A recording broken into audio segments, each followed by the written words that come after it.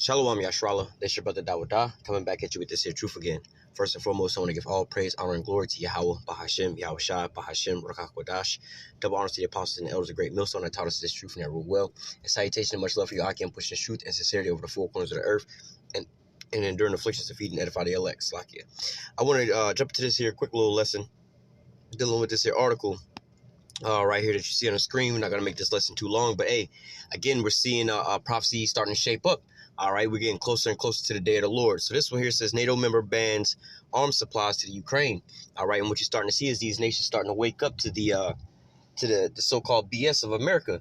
All right, and so-called NATO and things like that. All right, and they're starting to say, hey, is this the man? All right, is this the man that this shaketh the kingdoms? Everything else like that. All right. Also, ultimately, starting to get America's allies to, wind up hating them. All right. So it says NATO members bans arms supplies to Ukraine. Hungary explains its move by the need to protect its own safety to prevent itself from entering this war. And this is what, you're going to start seeing shape up with a lot of these different nations that are so-called American allies and things like that are going to wind up going their own way because it doesn't benefit them. It's only going to hurt them. All right. And this is, also what you were seeing what was going on with the Ukraine. All right, a lot of these other nations where the hooks are being put back into the jaws of Russia, bringing them back. They're starting to say, hey, man, we better off dealing with our own people than dealing with these foreigners who only want to come over here to steal our resources. All right. So it says Hungary explains its move by need to protect its own safety and prevent itself from entering this war. Hungary's Prime Minister Viktor Orban has signed a decree banning weapons supplies to Ukraine, explaining the decision by the need to defend his own country's security. All right, hey, because they understand, hey, you want to go over there and start, because again, you got to understand where these nations all originally come from. All right, you basically dealing with a Russia coming back into that USSR state. It says, in a video statement published on Monday, In a video statement published on Monday on Facebook, the Prime Minister said that the decree has been released following an assessment of the situation in Ukraine. As military actions are getting closer and closer to the Hungarian border, Orban said it was decided to outlaw this weapon supply. The order makes it clear that weapons cannot be transported from Hungary territory to the territory in Ukraine, Orban said. All right, so, hey, ultimately, they're trying not to, arm, they're allies in a sense, but ultimately, they're fighting up against their own people. Again, just like with the Ukraine scenario, man.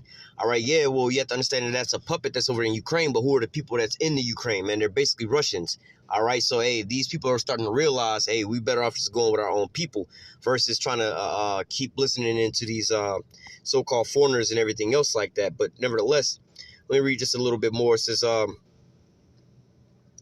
the announcement follows a Sunday statement by the country's foreign minister, Peter, I'm not even going to pronounce that, who said that the government's paramount goal was to prevent Hungary from entering this war. All right, so, hey, this is, let me read this next one. It says, to this end, we resist the pressure and demands of opposition. We will not send neither soldier nor weapon to Ukraine, nor will we allow the transfer of deadly weapons in our territory. All right, so, hey, these nations are starting to wake up. They're starting to see what's really going on. All right, they're starting to sober up from this here Babylonian juice, man. Let's go ahead and jump to some of these precepts real quick. Again, not making this here long, but nevertheless, this is Jeremiah 51:7. It says, Babylon have been a golden cup in the Lord's hand that made all the earth drunken. The nations have drunken of her wine, therefore the nations are mad. All right, and now these nations are starting to wake up. These nations are starting to, sober up from this here Babylonian juice, man. Are they starting to see that these things don't really benefit them? It's actually harmful unto them to be taking America's side, because ultimately they, like, let's say for instance Germany, all right, well, taking America's side in this whole scenario is only actually cutting their own supply off of natural gas and things like that, man. All right, these other nations like Ukraine and Hungary over here, like, well, you just bring a war onto their territory because America's fighting a proxy war. All right, these people are the ones that's going to feel the brunt of it right then and there, man. Those are the places where the war is going to be breaking out at, not over in America like that at that point in time. So, hey, as you see with, the proxy war that's popping off between America and Russia and the Ukraine, hey, Russia's over there fighting on the Ukrainian territory right now. They're not over in America blowing up America at this point. But nevertheless, these nations are starting to wake up to these assessments. All right. And as the scriptures say about putting the hooks back into the Russian jaws. All right. Going back into that USSR state. A lot of these nations now are going back into that that old that old USSR state, man. All right, they're starting to go back into their former ways, being turned back. All right, because hey, again, they're starting to wake up from this here Babylonian juice. Let me grab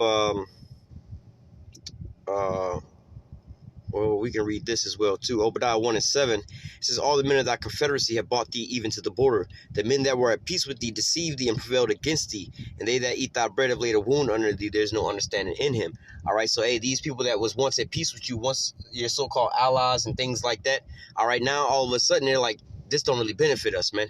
All right, we got to go and do what's best for us. We have to go and do what's how do I say, more beneficial for our people, our nation, our economy.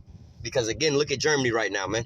All right, because they want to go out, Germany's not a part of the USSR, or was never a part of the US. Not that, what they got going on today wasn't a part of the USSR like that. But as far as being a NATO member, an ally of America, dealing with Russia with this here gas scenario, they're like, well, because we following after America, we're suffering from these things while America's sitting over there scot-free, man. All right, so hey, it's starting to turn America's allies and then also these other old Soviet states back into that old Soviet state, man. All right, bringing them back to their old position. All right. Matter of fact, we can read that real quick. I just quoted it a couple times. Ezekiel 38:4. It says, "I will turn thee back and put hooks into thy jaws, and I will bring thee forth in all thy army, horses and horsemen, all of them clothed with all sorts of armor, even a great company with bucklers and shields, all of them handling swords." And one of the things that you're starting to notice, you seen who is that? Chechnya, that was saying, "Hey, give us the green light so we can go over there and fight." You see in Hungary saying, "No, we're not going to allow NATO to bring their weapons. We're not going to allow them to keep arming Ukraine over here through that, because look, we're going to have to pay the consequences for that, man. There's going to be a so-called toll that we have to pay, and eventually war is going to show up on our borders. Then we're going to have to feel the blowback of those things, man. So nevertheless, these nations are starting to sober up from this here Babylonian juice, and they're starting to say, matter of fact, let's grab that real quick. Isaiah 14 and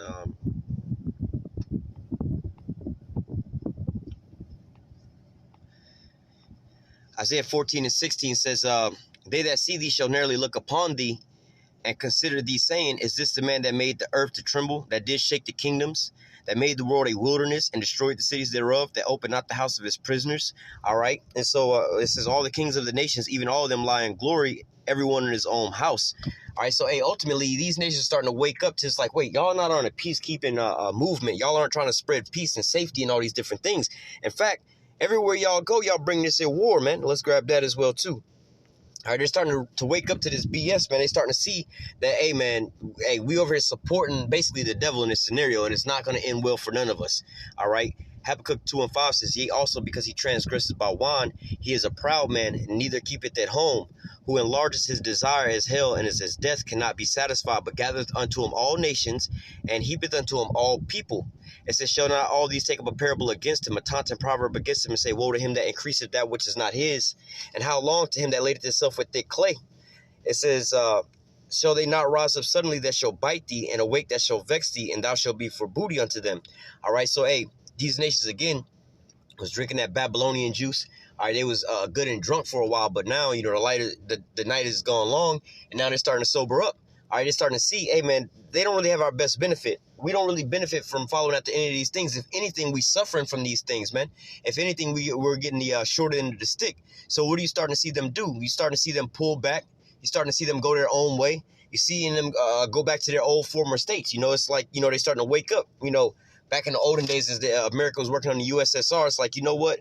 You've persuaded these different nations that, their best benefit was to leave the USSR, all right, communist Russia and everything, and then, join the so-called Western world and everything. But now look at what America's been doing, man. You've bombed the whole earth, depleted all these other nations of their resources, and now all of a sudden you're up on Russia's doorstep. But these nations are also on Russia's doorstep, all right? And they share a population of people pretty much in history together, man.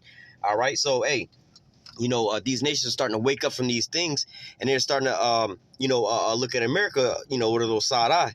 Let me read this. Verse 7, it says, "Shall they not rise up suddenly that shall bite thee, and awake that shall vex thee, and thou shalt be for booty unto them. All right, because you've stolen all these resources, there's nothing else left. So what are they gonna do? They're out. These people are out here starving, figuratively. So what are they gonna do? You got all the food, and you stole all of their food, all their resources, and they starving, and you got everything sitting like a fat cat. What do you think these nations are gonna do? They're gonna band together and come take your shit, man.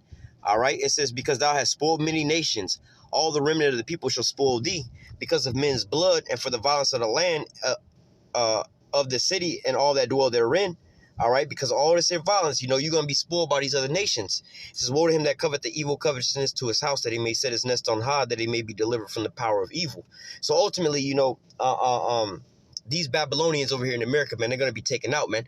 All right, but nevertheless, just looking at some of these different nations that are sobering up from these things, all right, and seeing America for who they really are. All right, you see, man, let me grab this as well. We'll close out here. But even, on one side, you have these ex-Soviet states coming back to Russia. Then on another side, you have America's allies like NATO and the EU. All right, let's just read it. Revelation 17 and 16.